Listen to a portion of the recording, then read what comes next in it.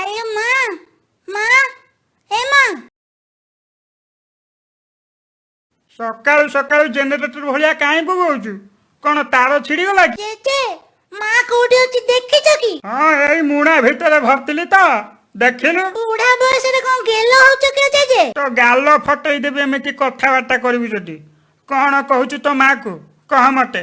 ଯାଇଥିବ କୁଆଡେ ଆସିଲେ କହିଦେବି। ଗାଲ ନା କଣ ଏମିତି ଫଟେଇଦେବ ମୋର? କଣ କହିଲୁ ଅପଦାର୍ଥ ଅଲାଜୁକ? କଥା କଣ କି ଜେଜେ? ଆଜି ଟିକେ ଚିକେନ ଖାଇ ବୋଲି ଭାବୁଛି ତ ପାଟିଟା ସୁଲୁ ସୁଲୁ ହଉଥିଲା। ହଇରେ ମାଝିଆ, ଏଇ ଶ୍ରାବଣ ସୋମବାର ଦିନ ତ ପାଟି ସୁଲୁ ସୁଲୁ ହଉଛି। ଚୁପ୍। ଜେଜେ ତୁମ ଶ୍ରାବଣ ନା ମୋ ମନ ଏମିତି ଭାଙ୍ଗି ପାରିବନି। ଆଜି ଖାଇବି ମାନେ ଖାଇବି। ଚଢି ପିନ୍ଧିଆ ବୟସରେ କହିଲା କଣ ନା ମନ ଭାଙ୍ଗୁଛି।